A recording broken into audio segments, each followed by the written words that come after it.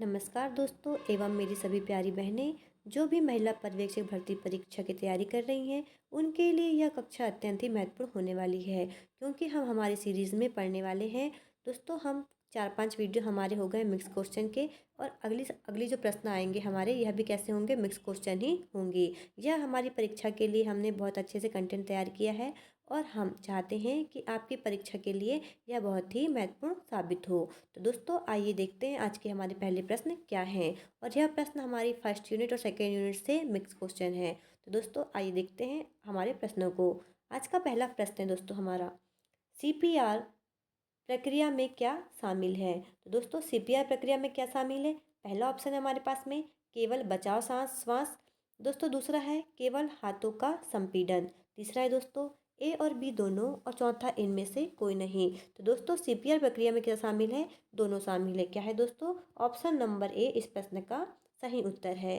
दोस्तों यदि किसी व्यक्ति को पानी में डूबने पर उसे सीपीआर दिया जाता है तो उसे कम से कम 2 श्वास से और 30 हाथों के संपीड़न देना आवश्यक होता है। आप इसे याद रखिएगा। परीक्षा में डायरेक्ट क्वेश्चन पूछते हैं कि सीपीआर प्रक्रिया में कितनी बार हाथों का संपीड़न और श्वास का अनुपात होता है। तो दोस्तों 30 संपीड़न होना चाहिए हाथों के और 2 श्वास के।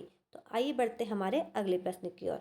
अगला प्रश्न है दोस्तों हमारा, स्तनपान कराने वाली महिला को प्रतिदिन कितना अतिरिक्त कैल्शियम की आवश्यकता होती है आईसीएमआर रिपोर्ट के अनुसार जब बच्चा 7 से 12 माह का हो। तो दोस्तों आपको याद रखना है, स्तनपान कराने वाली महिला हो या गर्भवती महिला हो या सामान्य महिला हो या सामान्य पुरुष हो, तो इन चारों को किस किस को, सामान्य महिला, सामान्य पुरुष, गर्भवती महिला और स्तनपान कराने वाली महिलाओं को, इनको कैल्शियम की मात्रा कितनी होती है, कैल्शियम की इनकी मात्रा होती है 1000 mg पर डे। कितनी होती है दोस्तों, 1000 mg पर डे। किंतु इस प्रश्न में पूछा गया है दोस्तों कि अतिरिक्त अतिरिक्त जो होती है स्तनपान कराने वाली महिलाएं, इन्हें कितनी कैल्शियम की आवश्यकता होती है जब उनका बच्चा 7 से 12 माह का हो। दोस्तों इस प्रश्न का सही उत्तर होगा ऑप्शन नंबर सी, अर्थात 200 mg पर डे उन्हें अधिक अतिरिक्त कैल्शियम की आवश्यकता होती है। अर्थात कुल मिलाकर इन्हें स्तनपान कराने वाली महिलाओं को जिनके बच्चा 7 से 12 माह का हो तो उन्हें 1200 mg, कितना दोस्तों, 1200 mg पर डे की आवश्यकता होती है। आइए बढ़ते हैं अगले प्रश्न की ओर। अगला प्रश्न दोस्तों हमारा, आईसीएमआर 2020 के अनुसार पूर्व विद्यालयी बच्चों 1 से 3 वर्ष के जो बच्चे होते हैं उन्हें कैल्शियम की अनुशंसित आहारी अनुमति कितनी है। पहला ऑप्शन है 550 mg पर डे, दूसरा दोस्तों 550 मिलीग्राम पर डे, तीसरा दोस्तों 600 मिलीग्राम पर डे और चौथा ऑप्शन है 600 मिलीग्राम पर डे। दोस्तों इस प्रश्न का सही उत्तर होगा ऑप्शन नंबर ए। क्या दोस्तों, ऑप्शन नंबर ए अर्थात 500 मिलीग्राम पर डे 1 से 3 वर्ष के बच्चों को कैल्शियम की अनुशंसित आहारी अनुमति प्रदान करती है। इस प्रश्न का सही उत्तर क्या होगा, option number A 500 milligram per day. आइए बढ़ते हैं अगले प्रश्न की ओर। अगला प्रश्न दोस्तों, स्तनपान कराने वाली महिला को प्रतिदिन कितना क्या लेना आवश्यक होता है। दोस्तों यहाँ पे लिखा गया है विटामिन डी। क्या है दोस्तों, यहाँ पे लिखा गया है विटामिन डी को पूछा गया है। तो विटामिन डी की कितनी मात्रा लेना चाहिए, पहला ऑप्शन 450 IUD पर डे, दूसरा 600 IU पर डे, तीसरा ऑप्शन है हमारे पास में 250 IU पर डे और चौथा है 500 IU पर डे। तो दोस्तों इस प्रश्न का कितना आंसर है सही, जो सही आंसर होगा वो क्या होगा, 600 IUD पर डे इस प्रश्न का सही उत्तर है। आइए बढ़ते हैं अगले प्रश्न की ओर। अगला प्रश्न दोस्तों हमारा, एक तितली के आकार की ग्रंथि कौन सी है। पहला है अंडाशय, दूसरा है थायराइड ग्रंथि, तीसरा है दोस्तों पीनियल ग्रंथि और चौथा है हाइपोथैलेमस ग्रंथि। तो दोस्तों एक तितली के आकार की जो ग्रंथि होती है वह हमारी ग्रंथि हमारे शरीर में थायराइड ग्रंथि। कहाँ है दोस्तों, थायराइड ग्रंथि जो श्वास नाल के ऊपर पाई जाती है हमारे गले में। इसके अपोजिट दोस्तों, इसके जस्ट पीछे 4 मटर की ग्रंथि के समान हमारी पैराथायराइड ग्रंथि पाई जाती है, थायराइड ग्रंथि के जस्ट अपोजिट पे। ठीक है दोस्तों, आप याद रखिएगा। आइए बढ़ते हैं अगले प्रश्न की ओर। अगला प्रश्न दोस्तों, मनुष्य के आंसू में कौन सा एंजाइम होता है जिसमें जीवाणु मर जाते हैं। पहला है यूरिएज, दूसरा है दोस्तों टाइलिन, तीसरा है लाइसोजाइम और चौथा है एमाइलेज। तो दोस्तों मनुष्य के आंसू में जो एंजाइम पाया जाता है उसे हम क्या कहेंगे, उसे हम कहते हैं लाइसोजाइम। क्या है दोस्तों, लाइसोजाइम। और लाइसोजाइम का क्या कार्य होता है, इसका कार्य होता है आंसुओं में जो एंजाइम जीवाणु पाए जाते हैं उन्हें मारना। अर्थात हमारे शरीर में हमारे आंसुओं में लाइसोजाइम एंजाइम पाया जाता है। आइए बढ़ते हैं अगले प्रश्न की ओर। अगला प्रश्न दोस्तों हमारा, पीयूष ग्रंथि के अत्यधिक हार्मोन स्राव से शरीर पर प्रभाव पड़ता है। यदि पीयूष ग्रंथि में अत्यधिक हार्मोन स्राव होगा तो शरीर पर क्या प्रभाव पड़ेगा? पहला ऑप्शन है लंबाई में अधिक वृद्धि होगी। दूसरा है दोस्तों शरीर का असंतुलन, अर्थात शरीर का संतुलन क्या हो जाएगा? बिगड़ जाएगा। तीसरा है दोस्तों शरीर का टेढ़ा मेढ़ा होना। और चौथा है इनमें से कोई नहीं। तो दोस्तों पीयूष ग्रंथि के अत्यधिक हार्मोन स्राव से शरीर पर क्या प्रभाव पड़ेगा? शरीर का असंतुलन बिगड़ जाएगा। ऑप्शन नंबर बी जो है इस प्रश्न का सही उत्तर होगा।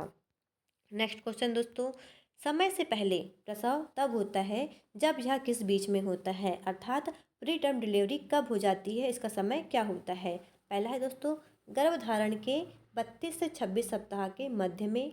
दूसरा ऑप्शन है हमारे पास में गर्भधारण के 20 से 37 सप्ताह के मध्य में। तीसरा है दोस्तों गर्भधारण के 16 से 20 सप्ताह के मध्य में। और चौथा है गर्भधारण के 24 से 30 सप्ताह के मध्य में। तो दोस्तों आपको याद रखना है यदि डिलीवरी जो है प्रसव जो है समय से पूर्व हो जाता है तो उसे हम क्या बोलेंगे? Pre term. और यह कब होता है?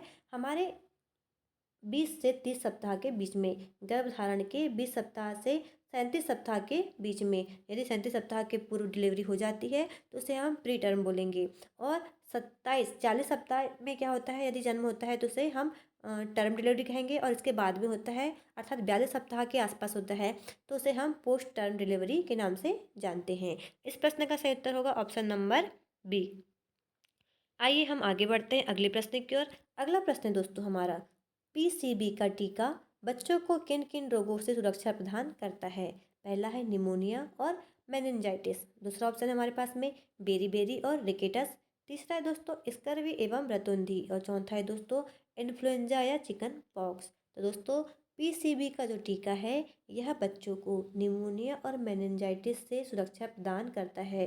पीसीबी देखेंगे तो आप निमोनिया आसानी से लगा सकते हैं क्योंकि हमें निमोनिया का पता है किंतु मेनिंजाइटिस का अच्छे से पता नहीं है। लेकिन इस प्रश्न का सही उत्तर क्या होगा? पीसीबी का जो टीका है यह निमोनिया और मेनिंजाइटिस के लिए सुरक्षा प्रदान करता है रोगों से लड़ने की। आइए बढ़ते हैं अगले प्रश्न की ओर। अगला प्रश्न दोस्तों हमारा WHO के द्वारा भारत को पोलियो मुक्त प्रणालित कब किया गया था? WHO के द्वारा भारत को पोलियो मुक्त कब घोषित किया गया था? पहला ऑप्शन है 1 अप्रैल 2013। दूसरा ऑप्शन दोस्तों हमारे पास में 27 मार्च 2014। तीसरा है दोस्तों 1 नवंबर 2017। और चौथा है 5 मार्च 2019। तो दोस्तों WHO के द्वारा भारत को पोलियो मुक्त कब किया गया था? यह किया गया था 27 मार्च 2014। आप डेट सहित याद रखिएगा क्योंकि परीक्षा में हमसे सन तो पूछता ही है किंतु अब क्वेश्चनों में थोड़ा सा लेवल बढ़ाने के लिए हमसे डेट भी पूछी जा सकती है। आइए बढ़ते हैं हम अगले प्रश्न की ओर। अगला प्रश्न है हमारा किस शिशु को डीपीटी के टीके कितनी बार दिए जाते हैं? किसी शिशु को डीपीटी के टीके हम कितनी बार देंगे? 1 बार, 2 बार, 3 बार या 4 बार? तो दोस्तों डीपीटी के टीके हम 3 बार देते हैं। 6 सप्ताह में, 10 सप्ताह में और 14 सप्ताह में 3 बार हम डीपीटी के टीके का उपयोग करते हैं। नेक्स्ट क्वेश्चन दोस्तों जिंक पूरक देने के लाभ क्या हैं? यदि हम किसी बच्चे को जिंक पूरक देते हैं तो हमें क्या लाभ होंगे? पहला है बच्चों के विकास को बढ़ाना। दूसरा ऑप्शन है निमोनिया के प्रकरणों को घटाना। तीसरा है दोस्तों दस्त की आवृत्ति को घटाना। और चौथा है उपरोक्त सभी। तो दोस्तों हमेशा उपरोक्त सभी पर नहीं जाना है। जरूरी नहीं कि यदि किसी प्रश्न में उपरोक्त सभी दिया है तो हम उपरोक्त सभी ही लगाएं। इसमें ऐसा क्या होता है हमारे क्वेश्चन गलत हो जाते हैं। दोस्तों इस प्रश्न में क्या आएगा? सही उत्तर क्या होगा? दस्त की आवृत्ति को घटाना इस प्रश्न का सही उत्तर होगा। दोस्तों पिछले जब एग्ज़ाम हुए थे 2017 में तो अधिकांशतः जो हमारे ऑब्जेक्टिव आए थे उसमें उपरोक्त सभी आए थे। और अधिकांशतः जो सवाल थे हमारे वो उपरोक्त सही भी सही आए थे। किंतु ज़रूरी नहीं कि इस बार हमारे परीक्षा में 2017 की तरह ही पेपर आए। हमारा लेवल क्या होता है? बढ़ सकता है। इसलिए हमें सतर्क पहले से ही रहना चाहिए। आइए बढ़ते हैं हमारे अगले प्रश्न की ओर। अगला प्रश्न दोस्तों स्टियोसाइसिस क्या दोस्तों? स्टियोसाइसिस गर्भावस्था है। पहला है पैंथम गर्भावस्था। दूसरा है स्प्यूरिस प्रेगनेंसी। तीसरा झूठी प्रेगनेंसी। चौथा है उपरोक्त सभी। तो दोस्तों इस प्रश्न का सही उत्तर होगा हमारा पैंथम गर्भावस्था। आप इसे याद कर लीजिएगा क्योंकि इसके बारे में मुझे भी ज़्यादा जानकारी नहीं है किंतु पर क्वेश्चन ऐसे पूछे जाते हैं कि हमें नए नए दिखाई देते हैं इसलिए हम आपके लिए लाने की कोशिश करते हैं। आइए बढ़ते हैं अगले प्रश्न की ओर। अगला प्रश्न है हमारा गर्भावस्था के सभी सकारात्मक संकेत और लक्षण हैं एक के अलावा। पहला है भ्रूण के अंगों को चेक करना। दूसरा ऑप्शन है हमारे पास में भ्रूण की धड़कन को सुनना, भ्रूण की धड़कन को सुनना। तीसरा दोस्तों, रेडियोग्राफ में भ्रूण के कंकाल को दिखाई देना। और चौथा है हलचल हलचल महसूस करना। इस प्रश्न का सही उत्तर है दोस्तों हमारा भ्रूण के अंगों को चेक करना। ऑप्शन नंबर ए इस प्रश्न का सही उत्तर है। गर्भावस्था के सभी सकारात्मक मतलब ऐसे संकेत जिसमें क्या हो, बच्चा हमें समझ में आए कि हमारे जो गर्भ में है बच्चा कैसा है, जीवित है और स्वस्थ है और अच्छा है। तो हम किस माध्यम से करेंगे, भ्रूण की धड़कन को सुनने के माध्यम से। यह एक पॉजिटिव होगा संकेत कि बच्चा कैसा है, सही है, गर्भावस्था बनी हुई है। दूसरा, रेडियोग्राफ से भ्रूण के कंकाल को हम दिखाई देख सकते हैं। और तीसरा है दोस्तों, हलचल को महसूस कर सकते हैं। और दोस्तों, हम गर्भावस्था का सकारात्मक संकेत यह नहीं हो सकता कि हम भ्रूण के अंगों को चेक करेंगे। इसलिए इस प्रश्न का सही उत्तर होगा भ्रूण के अंगों को चेक करना। नेक्स्ट क्वेश्चन दोस्तों, मात्रक व गर्भस्थ शिशु के अधिकांश जोखिम के मामले किसके द्वारा ज्ञात किए जा सकते हैं। क्या है क्वेश्चन दोस्तों, मात्रक व गर्भस्थ शिशु के अधिकांश जोखिम के मामले किसके द्वारा ज्ञात किए जा सकते हैं। पहला है हमारा पास्टोग्राफ, इसे हम पोर्टोग्राफ कहते हैं, पोर्टोग्राफ है। दूसरा है सर्वाइकोग्राफ। तीसरा है दोस्तों कार्डियोटोकोग्राफ। तीसरा है, चौथा है यह सभी। तो दोस्तों ये जो हमारा सी नंबर है कार्डियोटोकोग्राफ, इसके माध्यम से मात्रक व गर्भस्थ शिशु के अधिकांश जोखिम के मामले हम ज्ञात कर सकते हैं। यह इसका सही उत्तर है।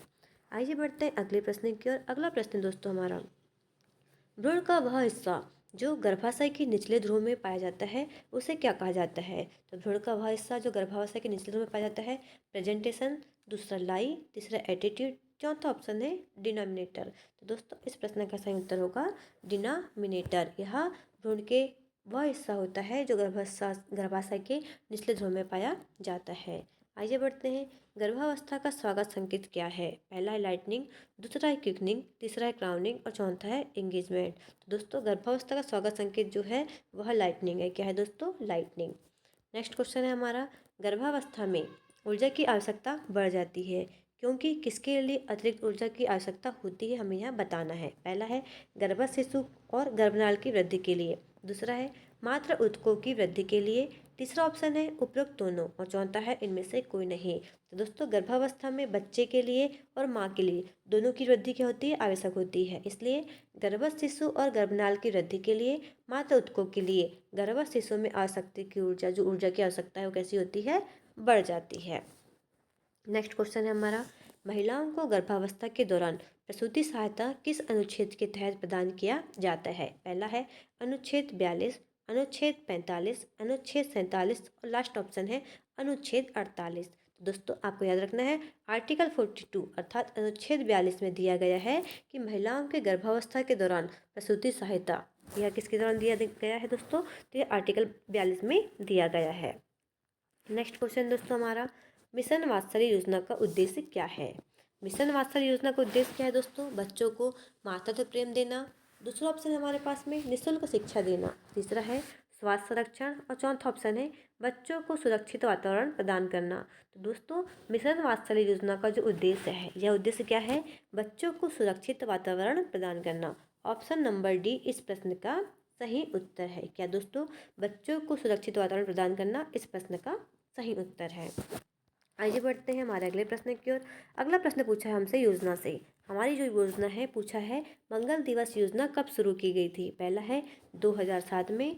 दूसरा ऑप्शन है 2011 में। तीसरा है 2009 में और 2010 में। तो दोस्तों आपको याद रखना है मंगल दिवस योजना, यह योजना 2007 में शुरू की गई थी। ठीक है दोस्तों, आइए बढ़ते हैं अगले प्रश्न की ओर।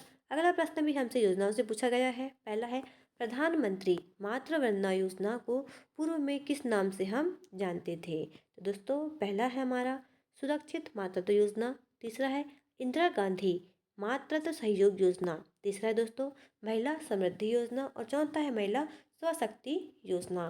तो दोस्तों प्रधानमंत्री मातृ वंदना योजना को हम पूर्व में इंदिरा गांधी मातृत्व सहयोग योजना के नाम से जानते थे। ऑप्शन नंबर बी इस प्रश्न का सही उत्तर है। आइए हम बढ़ते हैं हमारे अगले प्रश्न की ओर। अगला प्रश्न है दोस्तों हमारा, लसिका आंतों में पचित और अवशोषित खालिस्तान का परिवहन करती है।